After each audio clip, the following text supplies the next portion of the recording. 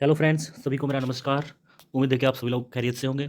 तो आज की वीडियो में हम डिस्कस करने जा रहे हैं फरवरी की महत्वपूर्ण करंट अफेयर्स के बारे में, जो कि आपकी 8 फरवरी से लेकर 15 फरवरी तक सभी यहाँ पर इंपॉर्टेंट क्वेश्चंस और वन लाइनर डिस्कस किए जाएंगे और उनसे संबंधित जानकारियाँ भी। तो वीडियो के अंत तक बने रहिएगा, ये वीडियो आपके लिए बहुत ही महत्वपूर्ण होने जा रही है। So let's start our first question. Okay, international cricket के तीनों फॉर्मेट में शतक लगाने वाले पहले भारतीय कप्तान कौन बने हैं? वो है रोहित शर्मा। तो रोहित शर्मा पहले भारतीय कप्तान हैं। क्वेश्चन नंबर 2, इसरो ने हाल ही में किस रॉकेट से 3 सैटेलाइट को लो अर्थ ऑर्बिट में स्थापित किया है? वो हमारा SSLV-D2 रॉकेट। SSLV-D2 rocket. अगर हम इसरो के बारे में थोड़ा जानकारी लें तो यानी कि इसका हेडक्वार्टर कहाँ पे है? बेंगलुरु में है। इसरो का हेडक्वार्टर कहाँ पे हो गया? बेंगलुरु में हो गया। और इसरो वाज फाउंडेड यानी कि इसकी स्थापना कब हुई थी? 15 अगस्त 1969 में इसकी स्थापना की गई थी, राइट। और अगर पूछें तो इसके फाउंडर कौन थे? विक्रम साराभाई। और फिलहाल ऑफिस होल्डर यानी कि इसके जो ऑफिस होल्डर वो कौन है? SS सोमनाथ। ओके, तो इसरो की स्थापना 1961, ये भी स्ट्रेटेजी की भी आपसे कहीं ना कहीं बहुत ही महत्वपूर्ण है, right. So let's go to question number 3। Bharat में पहली बार किस राज्य या केंद्र शासित प्रदेश में लिथियम के भंडार मिले हैं? वो है हमारे जम्मू कश्मीर में। तो जम्मू कश्मीर में पहली बार लिथियम के भंडार मिले हैं। लिथियम, सो लिथियम के बारे में थोड़ा जान लेते हैं। लिथियम इतना महत्वपूर्ण क्यों है किसी भी अर्थव्यवस्था के लिए, किसी भी कंट्री के लिए? देखिए, यानी कि आने वाला समय क्या है कि भविष्य में, फ्यूचर में क्या देखा जा रहा है कि इलेक्ट्रिकल व्हीकल की ओर थोड़ा सा ज़्यादा ही ध्यान देने की ज़रूरत है किसी भी कंट्री के लिए, क्योंकि यहाँ पे जो भी हमारा नेचुरल रिसोर्सेज है, फ्यूचर को देखते हुए इतना नहीं बन पा रहे हैं। तो उसी के लिए यानी कि लिथियम हुआ या फिर आपका कोबाल्ट हुआ, ये सभी क्रिटिकल मेटल्स किसी भी इकोनॉमी के लिए बहुत ज़्यादा इंपॉर्टेंट है, राइट। और लिथियम आयन, जैसे लिथियम कहाँ कहाँ यूज होगा हमारा? हमारा लिथियम आयन बैटरीज में यूज़ होगा। लिथियम आयन बैटरीज कहाँ यूज़ होती है? लाइक विंड टर्बाइंस में होती है, सोलर पैनल्स में इसका यूज़ है, और सबसे बड़ी चीज़ इलेक्ट्रिकल व्हीकल्स में इसका यूज़ है। तो all of which are crucial in किसमें? Green economic. तो ग्रीन इकोनॉमिक को भी आपको लेते हुए लिथियम बहुत ही महत्वपूर्ण है। लिथियम और cobalt like critical metals, right. Let's move to next question. महिला प्रीमियर लीग यानी कि WPL में Capri Global Holdings private limited को प्राइवेट लिमिटेड की स्वामित्व वाली लखनऊ फ्रेंचाइजी का नाम क्या है? तो उसका नाम क्या है? UP warriors, right. तो लखनऊ फ्रेंचाइजी का नाम क्या है? UP warriors. अच्छा, WPL के बारे में एक जानकारी, जैसे अगर आपसे कहीं पूछ लिया जाते हो यानी कि सबसे महंगा प्लेयर कौन बिका है इसमें, सबसे महंगे महिला खिलाड़ी कौन है? और जो है स्मृति मंधाना, राइट। स्मृति मंधाना का नाम सबसे ऊपर है। और वैसे भी भारतीय क्रिकेट टीम की क्या है? उप कप्तान है। और इनको कितने रुपए में खरीदा गया? 3.40 करोड़, यानी कि 3 करोड़ 40 लाख, 3 करोड़ 40 लाख में खरीदा है। और किसने खरीदा इनको? रॉयल चैलेंजर बेंगलुरु ने। रॉयल चैलेंजर बेंगलुरु ने इनको खरीदा है। तो क्वेश्चन पे फिर से, यानी कि उसका लखनऊ फ्रेंचाइजी का नाम क्या है? UP warriors. Next next question. Malayalam cinema की किस एक्ट्रेस की 120वीं जयंती पर गूगल ने डूडल के माध्यम से श्रद्धांजलि दी? तो वो होगी हमारी PK रोजी। देखिए क्वेश्चन कैसे बनेगा, जैसे अगर निधन के ऊपर क्वेश्चन हुआ तो कैसे होगा? हाल ही में PK रोजी का निधन हुआ, वो किस क्षेत्र से संबंधित थी? सिनेमा क्षेत्र से। कहाँ के? मलयालम से, राइट। तो ऐसे क्वेश्चन आपके बन सकते हैं। Next question. हाल ही में जारी ग्लोबल क्वालिटी इंफ्रास्ट्रक्चर इंडेक्स यानी कि GQII 2020 में भारत की रैंकिंग क्या है? क्या रैंक रहा? वो हमारा रैंक रहा 10th। तो 10वें नंबर पर भारत रहा, GQII में रहा था। अगर GQII के बारे में थोड़ा सा और इन्फॉर्मेशन, अगर हम जानकारी की बात करें तो ये क्या था? इसमें सभी यानी कि टोटल कंट्रीज़ कितने ऊपर सर्वे किया गया था? 184। इसमें टोटल इकोनॉमीज से इसमें शामिल हुई थी, राइट। 184 कंट्रीज़ पूरे ऑल ओवर वर्ल्ड पे हुआ था। और भारत की रैंक जैसे 10th है। और इस लिस्ट को टॉप किसने किया? जर्मनी ने। इस लिस्ट को टॉप किया जर्मनी ने, इसको टॉप किया। और जर्मनी के बाद like China, USA and UK। तो Germany has top this GQII index. Next question. किस देश ने ऊर्जा संकट पर देश में आपदा की स्थिति यानी कि स्टेट ऑफ डिजास्टर की घोषणा कर दी है? किसने की है? वो है दक्षिण अफ्रीका। दक्षिण अफ्रीका ने स्टेट ऑफ डिजास्टर की घोषणा कर दी है। अच्छा, जैसे एक डिजास्टर यहाँ पे एक फिलहाल एक साइक्लोन है, साइक्लोन गैब्रियल। वो किस कंट्री में है? आप हमें आप मुझे जल्दी जल्दी कमेंट करके बताएं। Cyclone Gabrielle, right. Next question. हाल ही में किस कंपनी ने भारत में ड्रोन के लिए air traffic management system launch किया है? Air traffic management system launch यानी कि ATMS। तो वो हमारा स्काई एयर कंपनी। और स्काई एयर कंपनी यानी कि इंडिया बेस्ड कंपनी है। लाइक इसका हेडक्वार्टर आप देख सकते, हेडक्वार्टर इसका न्यू दिल्ली एरिया में होगा, न्यू दिल्ली में है। And this company was established यानी कि कब इसकी स्थापना हुई थी? 2019 में, राइट। 2019 में इसकी स्थापना हुई थी। और कंपनी किसके बारे में ये एक्चुअली, ये किस पे बेस्ड है? Sky air mobility private limited based company, यानी कि हमें ड्रोन ड्रोन सुविधा मुहैया कराने वाली कंपनी है, जिसकी स्थापना 2019 में हुई थी, राइट। संस्थापक में इसके हो गए लाइक इसके संस्थापक कौन कौन थे? चंद्र प्रकाश और स्वप्निक इसके संस्थापक थे। 2019 में इसकी स्थापना हुई थी। नेक्स्ट क्वेश्चन, इंटरनेशनल क्रिकेट के तीनों फॉर्मेट में 30 साल की उम्र के बाद डेब्यू करने वाले पहले भारतीय क्रिकेटर कौन बने हैं? वो सूर्य कुमार यादव। 30 साल की उम्र के बाद पहले भारतीय क्रिकेटर। फेमस क्यों है? Because it's after 30 years old. Next question, किस केंद्रीय मंत्री ने मिशन अंत्योदय सर्वेक्षण MES 2022 और 23 का उद्घाटन किया है? वो है गिरिराज सिंह। तो मिशन अंत्योदय सर्वेक्षण। अच्छा, मिशन अंत्योदय होता क्या एक्चुअली? मिशन अंत्योदय के बारे में थोड़ा जानकारी ले लेते हैं। मिशन अंत्योदय क्या है? एक ग्रामीण विकास मंत्रालय द्वारा एक मिशन चलाया गया है पूरे देश में। किस मिनिस्ट्री के अंदर? ग्रामीण विकास मंत्रालय, राइट। और यानी कि उसके तहत क्या किया जाएगा? ग्रामीण विकास मंत्रालय ने भौतिकी और बुनियादी ढांचे, मानव विकास और आर्थिक गतिविधियों के कुछ मापदंडों पर क्या किया है? 50,000 ग्राम पंचायतों की 50,000 ग्राम पंचायतों को विकसित करने का संकल्प किया है इस अंत्योदय मिशन के तहत, राइट। नेक्स्ट क्वेश्चन, राष्ट्रपति द्रौपदी मुर्मू ने महिलाएं मूल्यनिष्ठ समाज की नींव, यानी कि थीम क्या होगा? महिलाएं मूल्यनिष्ठ समाज की नींव। इस थीम पर आधारित एक राष्ट्रीय सम्मेलन उद्घाटन किया। कहाँ किया गया? वो हरियाणा में। तो हरियाणा में उसका उद्घाटन किया गया। नेक्स्ट क्वेश्चन, नई दिल्ली में डिजिटल पेमेंट उत्सव का शुभारंभ किया गया। तो किस मंत्री के द्वारा किया गया? केंद्रीय इलेक्ट्रॉनिक्स एवं सूचना प्रौद्योगिकी मंत्री द्वारा, यानी कि कौन? वो अश्विनी वैष्णव। तो कौन सी मिनिस्ट्री होती? केंद्रीय इलेक्ट्रॉनिक्स एवं सूचना प्रौद्योगिकी मंत्रालय, जिसके मंत्री कौन है? जो किसके अंडर में? अश्विनी वैष्णव के अंदर, राइट। नेक्स्ट क्वेश्चन, अच्छा, डिजिटल पेमेंट से रिलेटेड है। डिजिटल पेमेंट उत्सव का आयोजन एक व्यापक अभियान के रूप में किया जा रहा है। कब से कब तक किया जा रहा है? यानी कि फरवरी से 9 फरवरी से 9 अक्टूबर 2023 के दौरान, यानी कि पूरे 8 महीने के अंतराल में इस का आयोजन किया जा रहा है। नेक्स्ट क्वेश्चन,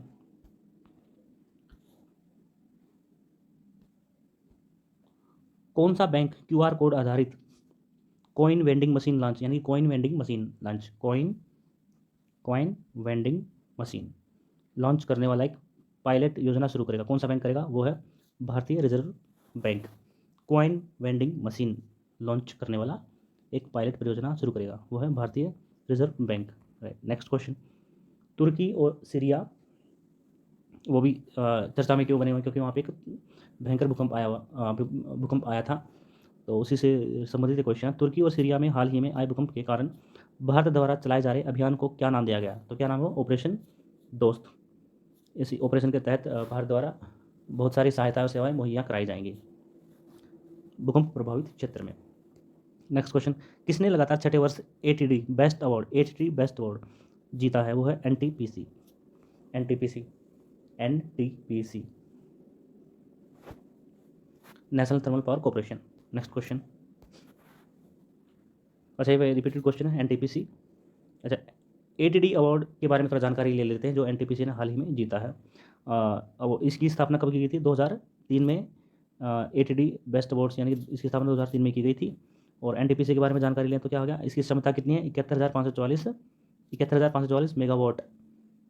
और ये भारत का सबसे बड़ा ऊर्जा समूह है। NTPC भारत का सबसे बड़ा ऊर्जा समूह है और इसकी स्थापना 1975 में की गई थी। तो स्टैटिक जीके के लिहाज से बहुत ही महत्वपूर्ण क्वेश्चन है। NTPC भारत का सबसे बड़ा ऊर्जा समूह, जिसकी स्थापना 1975 में की गई थी। नेक्स्ट क्वेश्चन, किस संस्था ने हाल ही में भारत का पहला mobile banking application hello Ujjivan launch किया? कौन सा एप्लीकेशन? हेलो उज्जीवन लॉन्च किया है। तो वो कौन सा है? उज्जीवन स्मॉल फाइनेंस बैंक ने इसको लॉन्च किया। उज्जीवन स्मॉल फाइनेंस बैंक ने इसको लॉन्च किया है।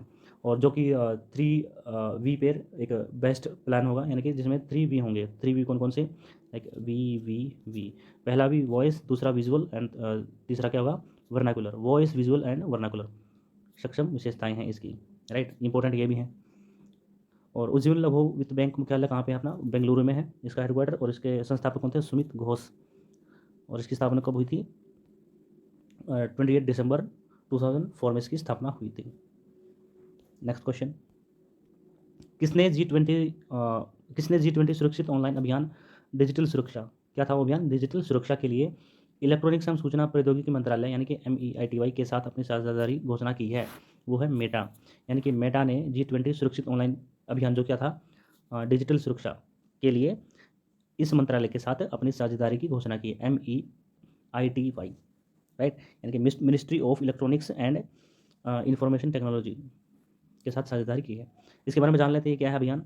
डिजिटल सुरक्षा अभियान में डिजिटल साक्षरता उपायों और उपभोक्ता जागरूकता पहल के तहत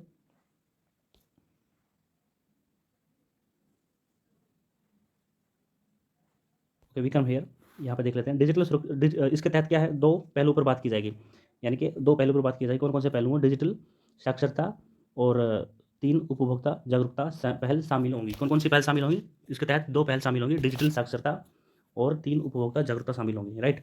अगर हम डिजिटल साक्षरता उपाय में बात करें तो वहाँ कौन कौन होगा, दिल्ली पुलिस के साथ साझेदारी की जाएगी और डिजिटल नागरिक प्रतिज्ञा शामिल होंगी। तो साक्षरता उपाय में बात करें यानी कि दिल्ली पुलिस के साथ साझेदारी और डिजिटल नागरिक प्रतिज्ञा शामिल होंगी।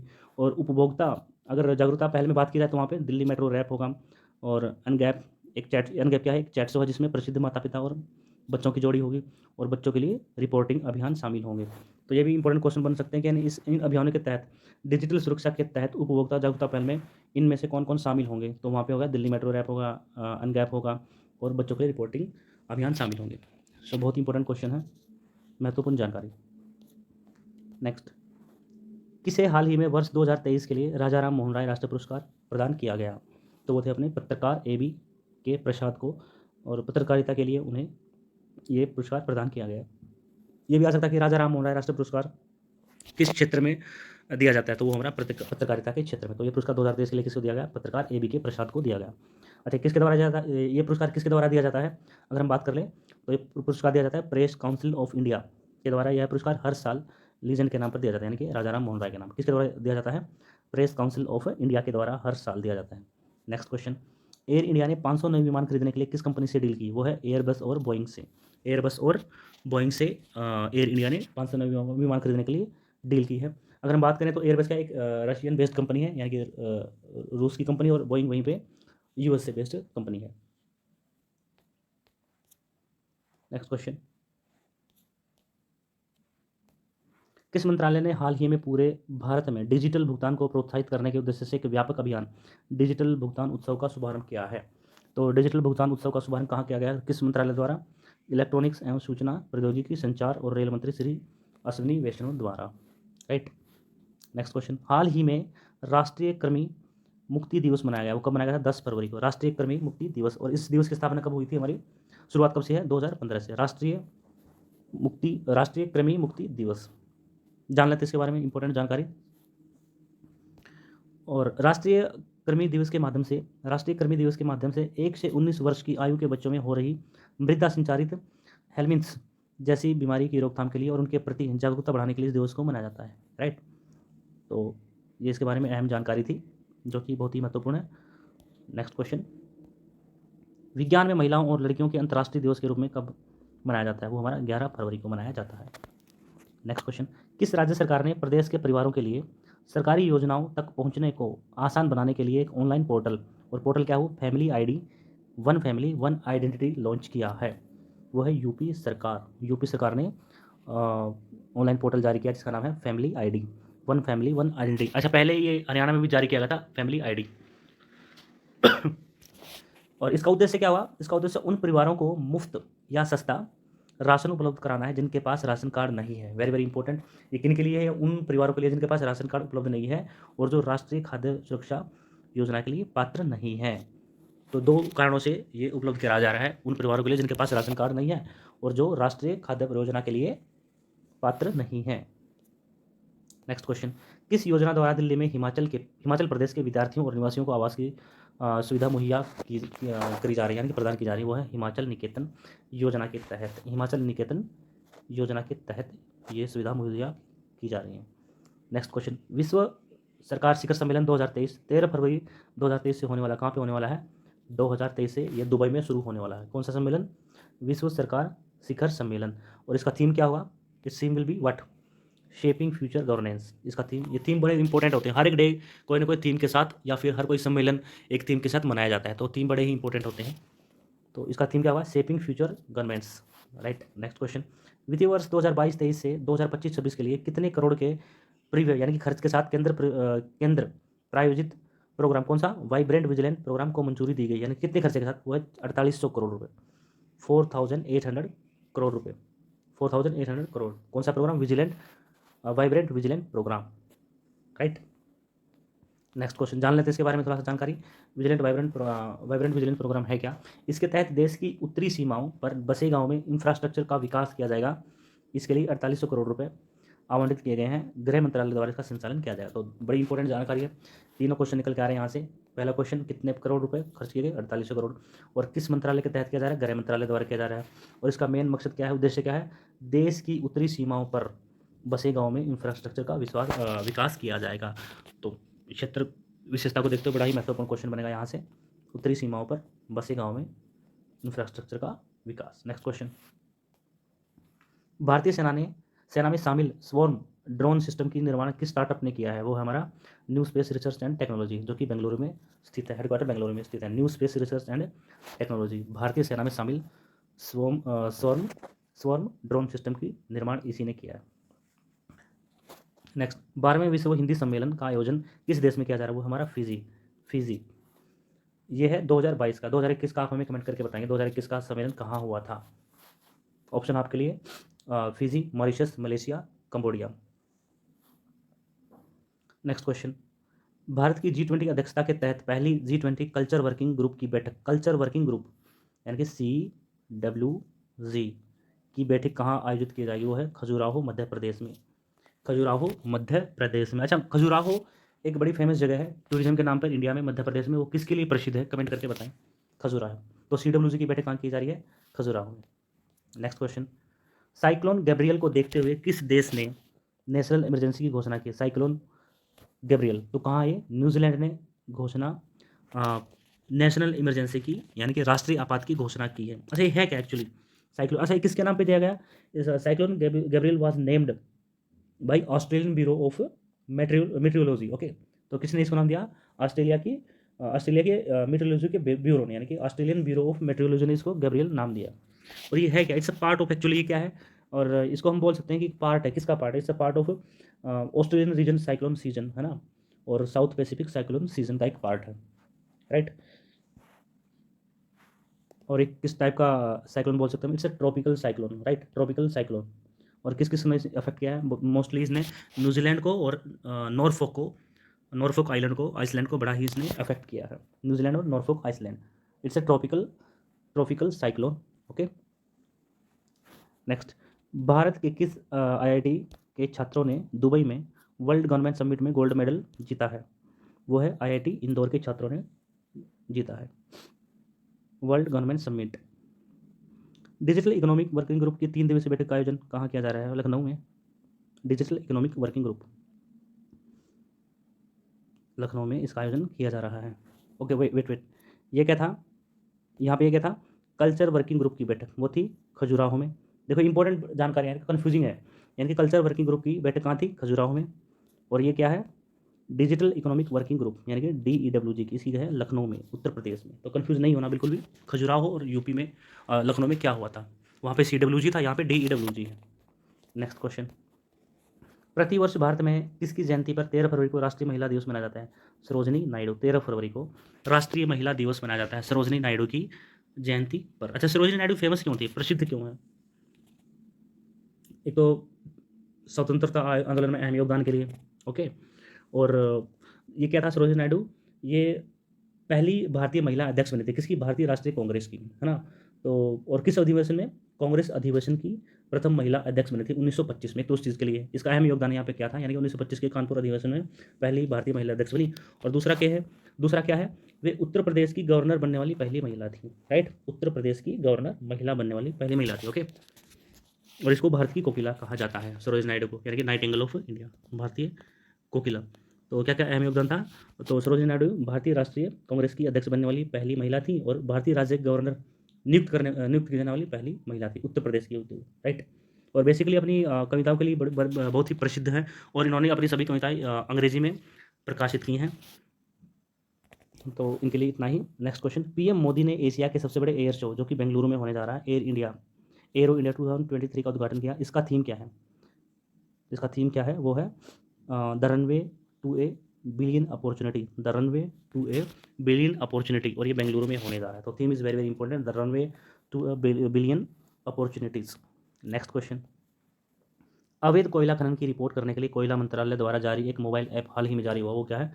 खनन प्रहरी। क्या है? खनन प्रहरी। खनन प्रहरी जारी किया गया है कोयला मंत्रालय द्वारा। कमेंट करके बताएं कोयला मंत्रालय किसके अधीन, यानी कि इसके मंत्री कौन है। नेक्स्ट क्वेश्चन, नमामि गंगे कार्यक्रम की जरूरत और प्रसार को देखते हुए सरकार ने 2026 तक कितनी राशि के बजट खर्च के साथ नमामि गंगे मिशन 2 को मंजूरी दी है? वो है 22,500 करोड़ रुपए। 22,500 करोड़ रुपए के साथ मंजूरी दी है। नेक्स्ट क्वेश्चन, किस संस्था ने समावेशी डिजिटल सेवाएं थीम के साथ, यानी कि थीम कौन सा? समावेशी डिजिटल सेवाएं, इंक्लूसिव डिजिटल सर्विसेज के साथ अपने दूसरे वैश्विक हैकाथॉन अग्रदूत 2023 परिवर्तन के लिए नवाचार की घोषणा की है, इनोवेशन की घोषणा की, वो है रिजर्व बैंक ने। रिजर्व बैंक ने ये घोषणा की है। नेक्स्ट क्वेश्चन, किसको महिला प्रीमियर लीग में रॉयल चैलेंजर बेंगलुरु की टीम का मेंटर नियुक्त किया है? वो है भारतीय टेनिस स्टार सानिया मिर्जा को रॉयल चैलेंजर बेंगलुरु का टीम का मेंटर नियुक्त किया गया है। नेक्स्ट क्वेश्चन, हाल ही में केंद्रीय गृह मंत्री अमित शाह ने किस राज्य पुलिस को उसकी असाधारण सेवाओं के लिए राष्ट्रपति का रंग भेंट किया है? राष्ट्रपति का रंग एक महत्वपूर्ण शब्द है। राष्ट्रपति का रंग होता क्या है वो बाद में देखेंगे, पहले देखते हैं किसको दिया गया। हरियाणा पुलिस को राष्ट्रपति का रंग भेंट किया गया अमित शाह द्वारा। ओके, देख लेते हैं इसके बारे में थोड़ा सा जानकारी अहम है ये महत्वपूर्ण। हरियाणा पुलिस अब राष्ट्रपति के प्रतीक चिन्ह प्राप्त करने वाले 10 राज्यों में शामिल हो चुके हैं, यानी कि इससे पहले 9 थे, अब हरियाणा 10वां हो चुका है राष्ट्रपति के चिन्ह को प्राप्त करने वाला। और इससे पहले प्रतिष्ठित सम्मान मध्य प्रदेश को मिल चुका है, यानी कि किन किन को मिल चुका है? एमपी, यूपी, दिल्ली, जम्मू कश्मीर, तमिलनाडु, त्रिपुरा, गुजरात, हिमाचल प्रदेश, असम की पुलिस को मिल चुका है, यानी कि नॉर्थ ईस्ट में ऐसे याद जाता है, यानी कि इंपॉर्टेंट है। नॉर्थ ईस्ट में 1, यानी कि असम को मिला है, राइट, और त्रिपुरा को मिला है 2। ओके, तो इन पुलिस को ये राष्ट्रपति का रंग भेंट किया जा चुका है। और ये क्या है? राष्ट्रपति का रंग एक विशेष ध्वज, क्या है? एक विशेष ध्वज है जो किसी सैन्य, अर्धसैनिक बल या पुलिस इकाई को इकाई को उनकी सेवाओं के लिए दिया जाता है, यानी कि एक विशेष ध्वज है जो कि एक यूनिफॉर्म पे पहना जा सकता है। तो राष्ट्रपति का रंग एक क्या है? एक प्रकार का विशेष प्रकार का ध्वज है। नेक्स्ट क्वेश्चन, किसने हाल ही में आयोजित फॉर्मूला ई प्रिक्स हैदराबाद भारत का खिताब जीता? वो है जीन एरिक वर्गेन ने। जीन एरिक वर्गेन ने हैदराबाद में ये हुआ था, जीन एरिक वर्गेन ने। नेक्स्ट, हाल ही में किसे महाराष्ट्र का नया राज्यपाल नियुक्त किया गया? वो है रमेश बैस। ओके, रमेश बैस को महाराष्ट्र का नया राज्यपाल नियुक्त किया गया। इससे पहले वे किस राज्य के थे? वो था झारखंड के गवर्नर थे। इससे पहले झारखंड के गवर्नर थे 2021 से लेकर 2023 से, और 2023 से वो कहाँ के बन गए गवर्नर? महाराष्ट्र के राज्यपाल बन चुके हैं। और इनका किस पार्टी से संबंध है? बीजेपी। रमेश बैस का संबंध बीजेपी पॉलिटिकल पार्टी से है। So friends it's all for today only. आज के लिए इतना ही, तो मिलते हैं एक नई वीडियो के साथ। उम्मीद है कि आप सभी लोगों को ये वीडियो बहुत ही पसंद आई होगी, और ये जानकारी और प्रश्न आने वाली आगामी परीक्षाओं के लिए बहुत ही महत्वपूर्ण होने वाले हैं। सो वीडियो को लाइक कीजिए, शेयर कीजिए और चैनल को सब्सक्राइब कीजिए। सो मिलते हैं एक नई वीडियो के साथ जल्द ही। Thank you.